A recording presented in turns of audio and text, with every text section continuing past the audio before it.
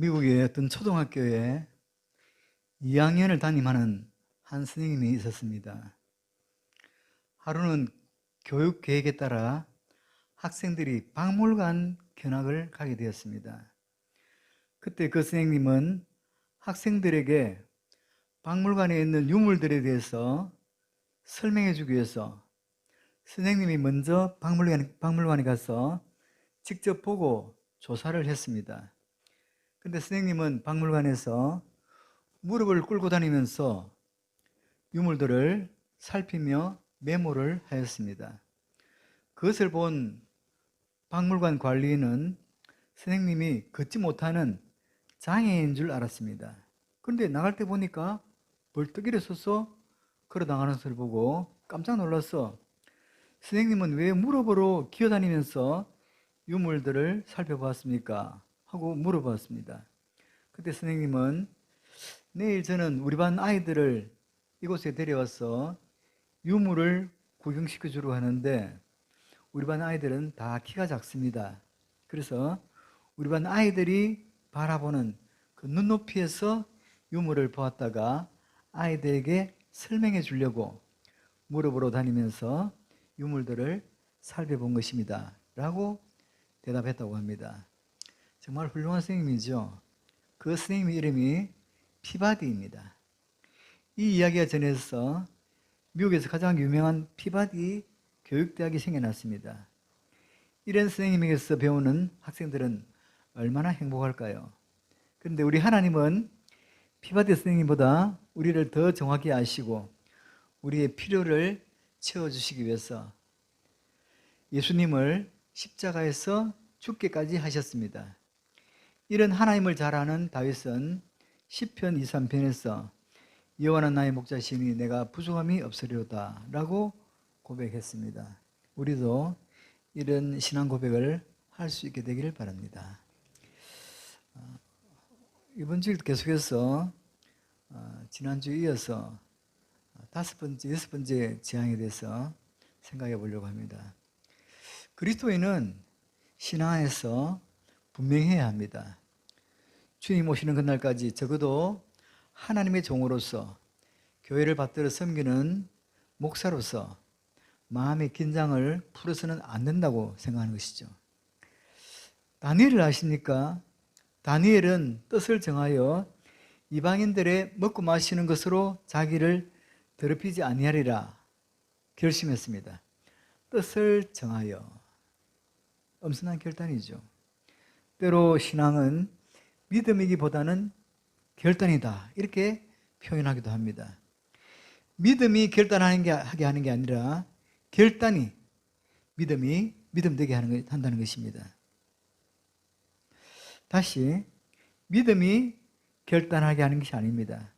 믿음이 있지만 결단을 미루고 늘 그렇게 주저주저하며 나가는 경우가 얼마나 많은지 몰라요. 그런데 믿음이 있는 결단은 믿음이 있었으면 하는 것이 아닙니다. 결단하면 믿음이 믿음되게 하고 그 결단을 지키게 하시는 하나님의 축복을 맛보아 알게 하는 것이다 그 말이죠.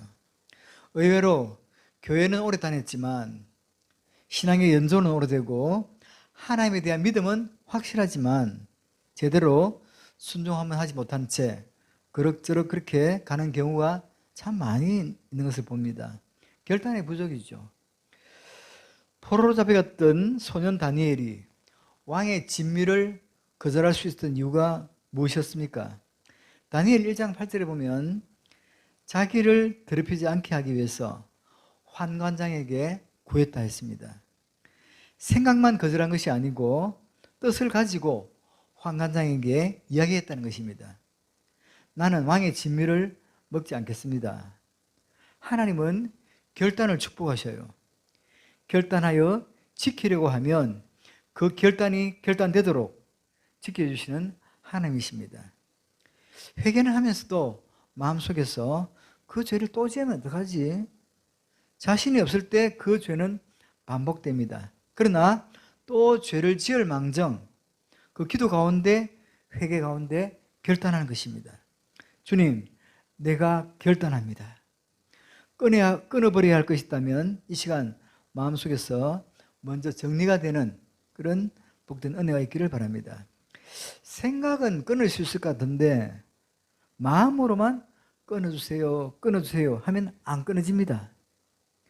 우리 성도들 중에는 바람 피는 사람이 없겠지만 어떤 사람이 기도 중에 안 만나게 해주세요, 안 만나게 해주세요 기도하는데 기도할수록 더 만나고 싶더라는 거죠.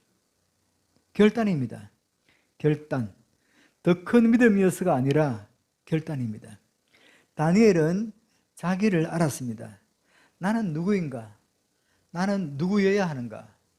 비록 포로로 끌려왔지만 나는 계속적으로 예루살렘에서 하나님을 섬기던 것 같이 이곳에도 비록 성전은 없지만 나는 하나님의 사람으로서 내 신앙을 지켜야 한다. 비록 내가 포로로 잡혀온 평범하지 못한 사람일 수 있지만 적어도 나는 하나님 앞에 대강살아서는 안 되는 사람이다. 그렇게 정리를 하고 살아요. 이런 정리할 때는 그가 총리가 됐을 때가 아닙니다. 포로로 잡혀온 포로 신세예요. 참 보잘것없는 존재였습니다. 모세는 믿음으로 바로의 공주의 아들이라 칭함받기를 거절했다고 성경은 말씀하고 있습니다. 그리스도인은 분명한 선을 긋고 살아야 합니다. 이제 하나님은 5번째 재앙을 예고하시면서 내 백성을 보내라 말씀하십니다. 하나님의 요구는 언제나 정당하고 합리적입니다. 하나님은 결코 터무니없는 것을 요구하시는 분이 아닙니다. 아브라함에게 이삭을 바치라 하실 때는 터무니없는 것을 요구한 것 같지만 그것은 더 큰 축복을 주시기 위함입니다. 하나님은 당신의 백성에게조차 무리한 것을 요구하신 적이 없습니다. 다만 인간들이 제 욕심에 사로잡혀서 하나님의 것을 자기 것이라 하며 내놓지 않기에 문제인 것이죠. 시간도 내 것이고 건강도 내 것이고 돈도 내 것이고 삶도 내 것이다. 이것은 하나님을 모르는 사람들의 말입니다. 마귀는 사람들을 완악하게 하여 내 것은 말할 것도 없고 하나님의 것도 내 것이다 주장하게 합니다. 세상에 진정한 내 것은 없고 우리가 가지고 있는 것은 모두가 하나님이 우리에게 잠시 위탁한 것, 맡겨놓은 것일진데 내 것이라고 우기는 것은 참 큰 착각인 거죠. 마귀는 우리로 하여금 하나님 앞에서 나의 주인은 나야 하게 만듭니다. 근데 하나님은 네 주인은 네가 아니야 라고 말씀하십니다. 사람들은 네 주인은 네가 아니라 하나님이야 이 말을 듣고 내가 하나님 믿으면 뭔가 손해볼 것 같은 그런 느낌을 가집니다. 근데 마귀는 언제나 네가 주인이다, 네 마음대로 살아라, 네 소견에 옳은 대로 살아 그러면서 내 삶의 뒤에 마귀가 숨어 있거든요. 나의 주인은 누구인가? 나는 누구여야 하는가? 하나님은 인내심을 가지고 끊임없이 내 백성을 보내라 하십니다. 그러면서 결국 바로에게 자기 백성을 받아가시게 됩니다. 그 하나님의 요구를 거절하는 바로가 자신과 자신의 나라 애굽에 재앙 위에 재앙이 더해진 것을 보게 되는데 이제 하나님께서는 온역, 돌림병을 통해서 애굽에 가축을 치시니 가축을 죽이는 재앙을 내리십니다. 애굽의 상징 중에 하나는 부였습니다. 그 나일강 델타 지역에 풍부한 곡창 지역에 풍부한 양식을 바탕으로 양식이 풍부하니까 모든 게 발전하거든요. 사람은 배고프면요 먹는 데 집중해서 아무도 안 돼요. 근데 배부르면 별도 바라보면서 천문학도 연구하고 철학도 뭐 생각하고 음악도 악기도 이렇게 만들어주고 악기도 연주하고 뭐 이렇게 배부를 때 뭐가 다 나오는 거지 배고프면 아무런 예술 뭐 이런 게 없어요. 그래서 먹어야 되니까 뭐 그런 거 생활 결을 있겠습니까? 그러니까 배불러야 수학도 문학도 뭐 예술도 다 발전하는 거거든. 그 애굽 나일강 하루의 델타 그 곡창지대에서 해마다 이 나일강이 새로운 땅을, 새로운 그 흙을 가져와서 덮어주니까 뭐 객토할 필요도 없고 그냥 잘 되는 거예요. 잘 되니까 늘 배도 부르고 그 부가 사해져 가는 겁니다. 그런데 하나님은 저들이 가장 소중하게 여기는 재산에 손을 대기 시작했다는 거죠. 2절에 보면 네가 만일 보내기를 거절하고 억지로 잡아두면 이렇게 말합니다. 그동안은 물이 피가 되기도 했고 개구리가 올라와서 괴롭히기도 했고 이 재앙, 파리 재앙으로 귀찮고 성가시긴 했지만 심각한 재산상의 피해는 없었습니다. 그래서 재앙으로 인하여 겁을 내다가도 재앙이 그치면 더욱 완강해졌던 바로였습니다. 그러나 이제 5번째부터는 하나님의 요구를 거절한 대가를 톡톡히 지불해야 하니 애굽에 돌림병이라는 온역 그리고 역병이 퍼진 것입니다. 지난 시간에 이런 말씀 드렸습니다. 이 벼룩, 파리, 모기 이런 것들은 사람이 잡는다고 해서 그 수가 줄어드는 것이 아닙니다. 사람이 돌봐서 그 수가 느는 것이 아니라 하나님이 그 수를 조절해요. 그렇다면 이 땅에 있는 아픔 그 앞에서 주님의 은혜를 구해야 하지 않겠습니까? 우리에게 있는 이 아픔, 질병 다 묻어버리소서 이렇게 기도해야 합니다. 5번째 재앙에는 경고가 있었습니다. 네가 만일 보내기를 거절하고 억지로 잡아두면 들어있는 모든 가축에게 돌림병이 있을 것이라고 말입니다. 애굽 역사에 지금까지 이런 돌림병이 없었기에 바로는 두려워하지 않았습니다. 그럼에도 불구하고 이스라엘의 가축은 구별하시는 은혜를 보니 4절에 보면 여호와가 이스라엘의 가축과 애굽의 가축을 구별하리니 이스라엘 자손에게 속한 것은 하나도 죽지 아니하리라 하셨다 하라 하시고 사람만이 아니라 가축도 죽고 살아남고 하는 일이 일어나는 것입니다. 참 신기하지 않아요? 파리 모기도 하나님의 주권에 의해서 움직이게 하시는 하나님. 이 온역이라고 하는 돌림병도 보십시오. 돌림병이 장소를 가리겠습니까? 아니잖아요. 근데 하나님이 그것도 막아주신 거예요. 하나님은 그 돌림병마저도 막을 곳은 막고 열 곳은 열어주시며 섭리하셨습니다. 이 시간 우리는 이렇게 기도하지 않겠습니까? 주여 내 삶의 어두움을 하나님만이 물리칠 수 있으십니다. 내 자식을 어둡게 하고 그 걸음을 막는 악한 영들을 제하소서. 계속되는 재앙 가운데 진정한 울타리는 어떤 장소가 아니라 하나님 안에서야 함을 확인하게 되는 거죠. 우리 이 하나님 은혜 안에 삽시다. 하나님은 애굽에 돌림병을 내리시며 진노 중에도 은혜를 베푸시는 하나님의 마음을 봅니다. 그러나 애굽 사람들은 하나님 주신 은혜의 기회 앞에 스스로 눈을 감아 버렸습니다. 하나님 주신 경고의 말씀들을 가볍게 알았던 저들은 대가를 지불하게 되니 들어있던 모든 가축들이 돌림병으로 모두 쓰러져 죽어버리게 된 것입니다. 아마도 애굽 사람들은 그제서야 하나님 말씀대로 할 걸, 그제서야 여호와의 말씀이 진리였어 후회했을 것입니다. 우리 성도들도 하나님 주신 감동 앞에 순종할 기회를 놓치면 언젠가 슬픈 눈물을 흘리며 그때 좀 더 잘할 걸, 그때 좀 참을 걸, 그때 좀 순종할 걸. 하나님은 모두에게 기회를 주십니다. 아나니아와 삽비라에게도 말이죠. 성경을 자세히 보면 어떤 사람이 죄를 지었다 해서 바로 막 즉각적으로 벌을 때린 적이 별로 거의 없어요. 아간이 뭘 훔쳐도 제비 뽑으면서, 제비 뽑는 게 시간 많이 걸리거든요. 왜냐면 그 족속들 다 하려면 며칠 걸릴지 몰라요. 많이 걸려요. 집 모든 사람 중에서 또 한 지파, 그 한 지파에서 또 뭐 이렇게 뽑다 보면 시간이 많이 걸리는데 그건 뭐냐면 아간이 회개할 기회를 주는 거예요. 근데 회개하지 않았어. 설마 내가 걸리겠어? 설마가 사람 잡아요. 하나님이 작정하는데 무슨 죄를 피해? 이렇게 다 하나님은 죄를 지은 사람에게도 회개할 기회를 주시더라고. 자살이 왜 나쁘다 그랬죠? 회개할 기회가 없어. 내가 사람 죽였어도 내가 정말 큰 죄를 지었습니다 하면 뭐 세상에서는 뭐 징역을 살지 뭐지만 하나님은 용서하시거든요. 하나님 나라에 갈 기회가 있어요. 근데 자살은 그 기회가 없어.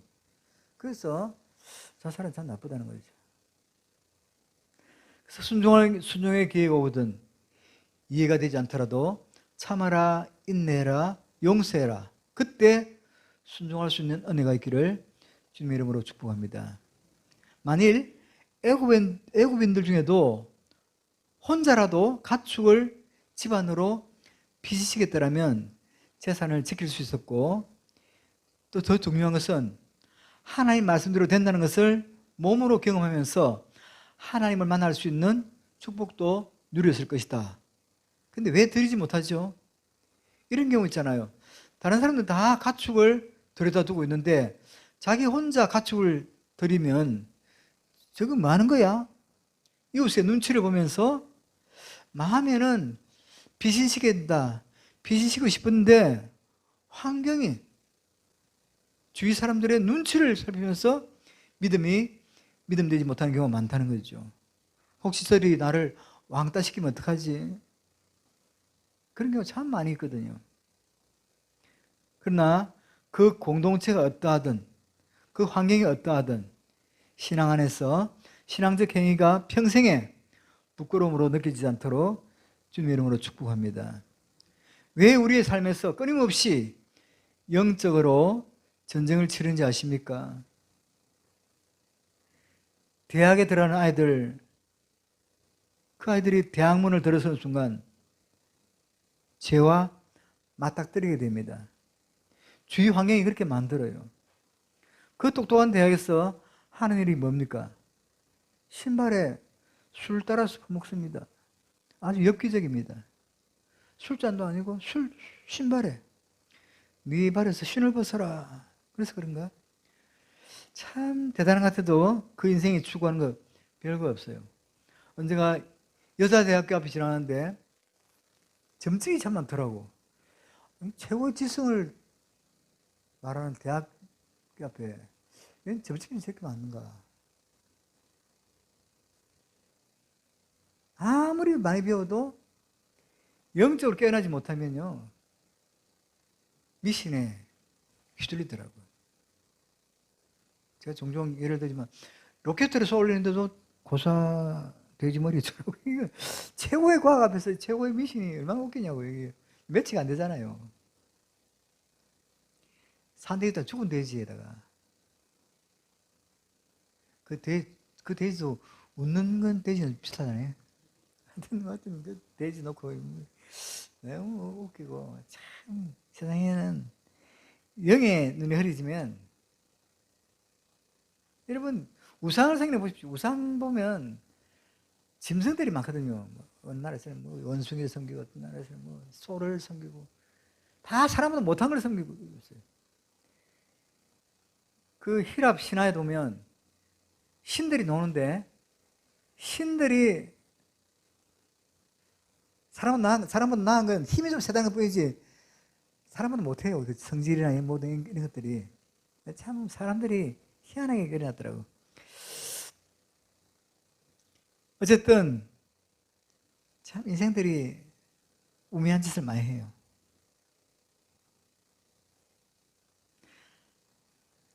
그들을 새학기에 보내면서 하나님, 이 아이들을 지켜주세요. 기도하지 않을 수 없는 거죠. 아이들이 초등학교에 입학할 때 예사로 보이지 않아요. 저들이 이제 무한 경쟁사회에 진입하는구나. 불쌍한 거죠.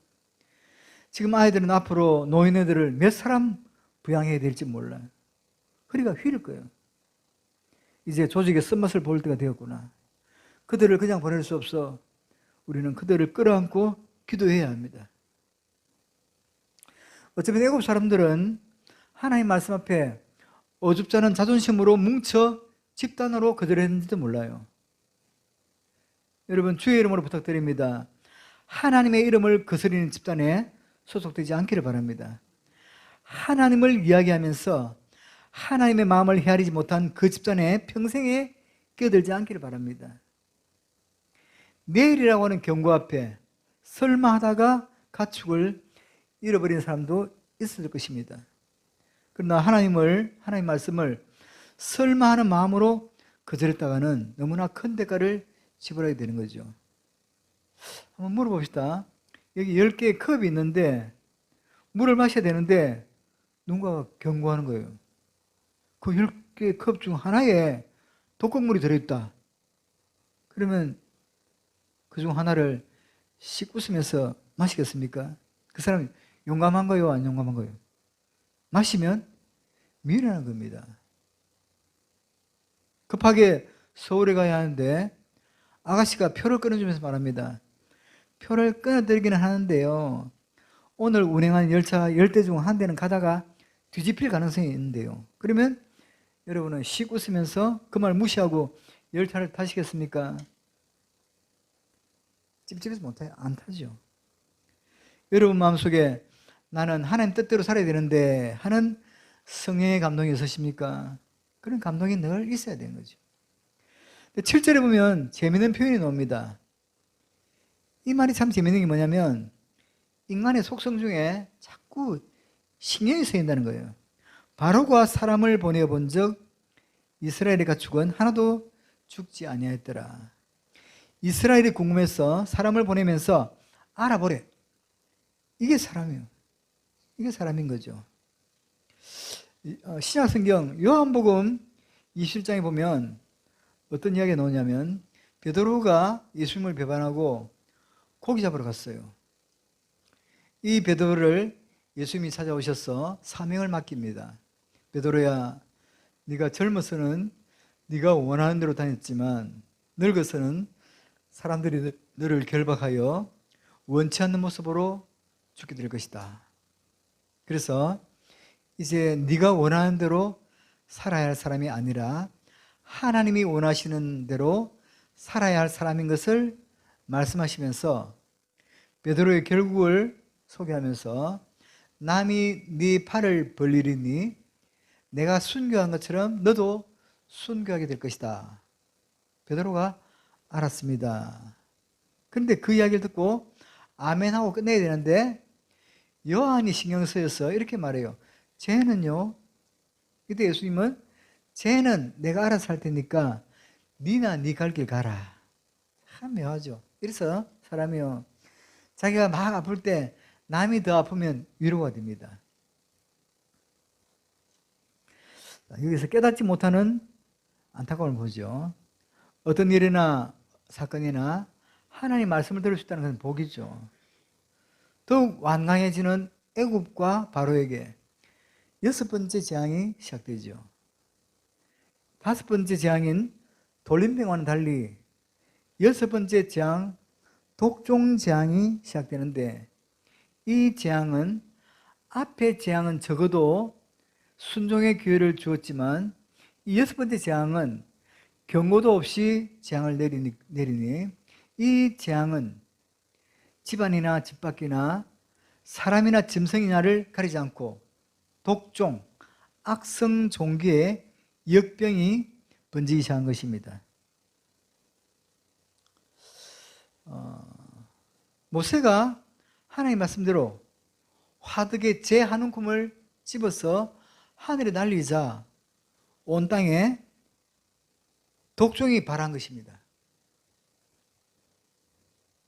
이것도 그냥 화덕의 재 이게 아니에요.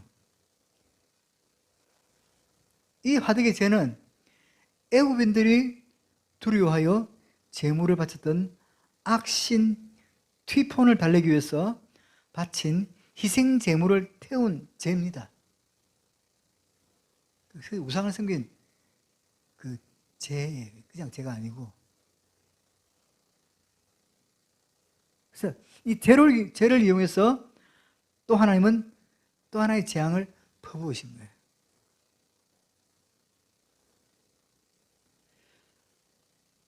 가축의 죽음을 보면서도 회개하지 않자 하나님은 그들 몸에 직접 독종이 발하게 하사 속살까지 섞게 하신 것입니다. 하나님이 작은 재앙을 내리실 때 돌이키지 않으면 더 큰 재앙을 초래하게 되는 거죠. 여러분, 하나님께서 그 나일강에서 개구리를 불러 올리셨다면 하나님은 그 하수에서 호랑이도 코끼리도 악어도 불러 올리실 수 있는 분이십니다. 이 정도면 사람이 좀 더 사랑하고 용서하며 살아야 할 것 같은데 점점 더 악한 길로 갑니다. 우리가 살면서 무기로부터 병으로부터 자기가 자기를 지킬 수 있습니까? 그게 안 되거든요. 이런 코로나19 바이러스가 어디에 묻든지 안 보이잖아요. 어떤 사람 걸리고 어떤 사람 안 걸리고. 이게 마음대로 됩니까? 해필 그 사람 복균자가 지나간, 나도 모르게 어쩌다가 지나가게 돼가지고 걸릴 수도 있고, 싹 지나가고도 없는데 내가 안전하게 갈 수도 있고. 이거는 우리는 안 보이기 때문에 정말 하나님께서 우리를 보호하셔야 됩니다. 겸손해 나갈 수밖에 없는 거예요. 장사가 없어요. 여러분이 자신을 지켜 여기까지 왔다고 생각하십니까? 6번째 재앙은 경고 없이 있어진 재앙이다 말씀드렸습니다. 하나님께서 내리신 재앙을 피할 길이 없으니 요술사들도 악성 종기로 고통을 당해야 했습니다. 여기서 요술사를 강조하고 있어요. 한때는 요술사들이 다른 사람 문제를 해결해 주는 사람으로 알았지만 이제는 자기 몸에 생긴 문제 하나도 해결하지 못하는 무능자로 그렇게 서 있는 것이죠. 여러분이라면 이 난리통에 누구를 바라보시겠습니까? 이 모든 환경 앞에서 해결책은 단 하나, 아멘 합시다. 주님께로 오는 것입니다. 예수님만이 길이요 진리요 생명이심을 믿으시길 바랍니다. 계속되는 재앙 앞에 신기한 것이 있어요. 여러분, 이 정도 두들겨 맞았으면 약해져야 돼요, 강해져야 돼요? 약해져야 정상인데 바로는 점점 완악해져요. 이것은 바로가 강한 것이 아니라 미련한 것인데 우리는 여기서 잠깐 헤아려 볼 것이 있어요. 무엇을 알 수 있냐면 재앙이 더해진다 해서 회개 안 할 사람이 회개하는 것은 아니라는 거죠. 여기서 보여주는 원리는 결국 사람을 변화시키는 것은 그리스도의 사랑이요 용서라는 것입니다. 여러분, 노아 홍수의 교훈이 뭐죠? 온 세상이 죄악이 잠김에 하나님이 온 세상을 물로 썰어버리고 당대의 의인 노아 한 사람만 놓아둡니다. 그런데 죄는 노아부터 짓습니다. 노아 홍수의 교훈은 이거예요. 죄는 이렇게 해결하는 게 아니다. 우리 주님은 이 땅에 오셔서 죄인과 의인을 구별하시고 이 땅을 정복하신 게 아닙니다. 뭘로? 사랑과 용서로입니다. 부모님들 자식을 책망한다고 잔소리한다고 매를 든다고 그 자식이 달라지는 게 아닙니다. 매를 들어서 때려서 그 자식을 잡겠다고 하는 것은 착각이고 더 악하게 됩니다. 애는 때리면 안 됩니다. 그 아이는 하나님의 자녀입니다.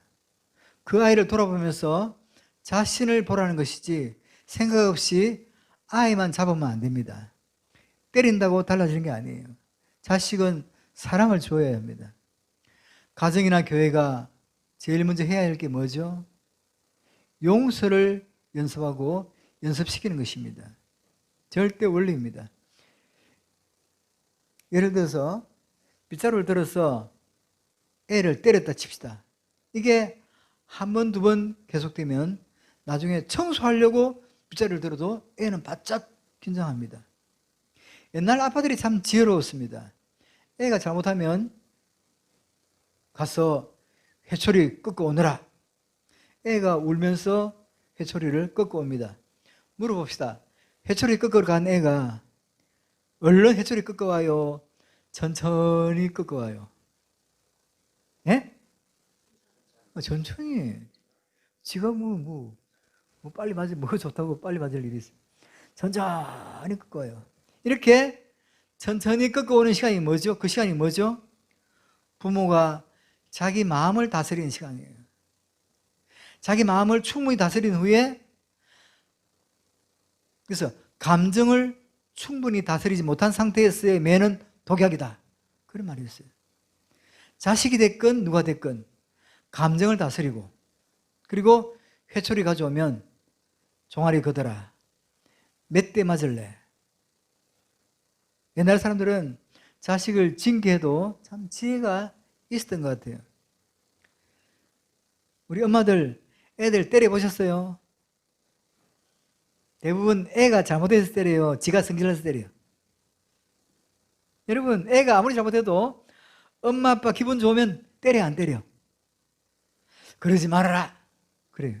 근데 엄마 기분 나쁠 때는 애가 문만 세게 닫아도 죽이는 거예요.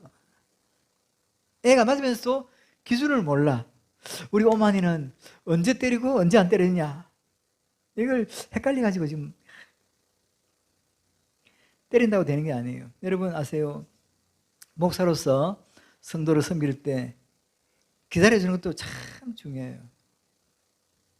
성도가 할 때 당신 성도로서 막 이거 하냐, 나가, 이게 아니라 끊을 수 있도록 계속 성령께서 그 마음을 채우면 그냥 연기가 다 날아갈 거 아니에요. 기다려주는 거예요. 그냥 칼로 잘라버린 게 아니라, 근데 말은 쉬운데 그게 또 좀 안 되더라고. 그게 참 중요하거든요. 목사가 성도를 키우는 게 아니에요. 하나님이 키우셔요. 살다 보면 서운할 수 있죠. 신앙생활 하다 보면 목사도 마음에 안 들 수 있죠. 어떻게 다 마음에 들겠어요? 그러나 기다려주는 거예요. 어떻게 한평생 사람이 잘 만나고 살아요? 여러분, 가장 중요한 건 내가 나를 미워하면 안 돼요. 내가 나를 함부로 하면 안 돼요. 다니엘이가 자기를 귀하게 여겨 구렁텅이에 빠지지 않았듯이 내가 나를 함부로 하면 안 돼요. 비록 가난한 환경에서 어렵게 살아왔어도 내가 나를 함부로 하면 안 돼요. 왜? 너는 내 것이라. 우리는 이미 정리가 되어 있어요. 우리는 하나님의 소유물이다. 하나님만이 내 운명, 내 삶, 모든 것을 좌지우지할 수 있다. 내 마지막도 하나님이 결정하신다. 온 나라가 역병과 돌림병과 악성 종기로 괴로움을 당하고 있다면 여러분은 누구를 바라보시겠습니까? 요동치는 내 심령 안에서 사람 찾아다니지 말고 누구를 봐야 되느냐? 아멘 합시다. 우리가 바라봐야 할 분은 오직 예수 그리스도 뿐입니다. 예수 그리스도의 보혈의 능력은 어떤 질병도 치료하는 능력이 있어요. 예수 그리스도의 보혈로, 그 보혈의 은혜로 고치지 못할 질병은 아무것도 없어요. 회개해야 할 바로가 회개하지 않으면 바로 자신은 물론이거니와 함께하는 모든 사람에게 고통입니다. 나 때문에 다른 사람이 고통당해서는 안 되죠. 여러분은 자신의 의지로 다스릴 수 있습니까? 예수 그리스도의 보혈의 은혜는 내 마음속에 있는 어두움부터 몰아내줄 것을 확신합니다. 이 시간 여러분에게 보혈의 은혜가 좀 더 선명해졌으면 좋겠습니다. 여러분은 여러분을 사랑하십시오. 하나님이 여러분을 원합니다. 여러분이 여러분을 용서하십시오. 여러분이 여러분을 사랑해 주십시오. 자신을 학대하지 마십시오. 그래서 오늘 또 우리는 성령님을 의지합니다. 늘 우리는 성령님께 이렇게 간구해야 합니다. 주여, 우리 모두에게, 이 종에게, 저에게 크게 역사하여 주옵소서. 그렇게 늘 기도하며 살 수 있게 되기를 바랍니다. 기도하겠습니다. 사랑의 하나님, 감사드립니다. 오늘은 지난주에 이어서 5번째, 6번째 재앙을 살펴보면서 하나님의 뜻을 헤아려 봅니다. 신앙은 결단인데 우리 모두 하나님 뜻에 합한 결단을 할 수 있게 하시고 그 결단을 지켜낼 수 있도록 도와주옵소서. 우리의 삶 속에서 하나님이 경고하실 때 경성하게 하시고 하나님이 기회 주실 때 돌이키고 바른 길을 갈 수 있도록 은혜 내려 주옵소서. 우리의 삶 속에서 더 많이 사랑하고 더 많이 용서하고 더 깊이 품어줄 수 있도록 저희들을 권고하여 주옵소서. 모든 환난 앞에서 해결책은 단 하나, 주님께로 오는 것임을 알고 길이요 진리요 생명 되신 주님을 꼭 붙들 수 있도록 우리 모두를 축복해 주옵소서. 예수님의 이름으로 기도드리옵나이다. 아멘.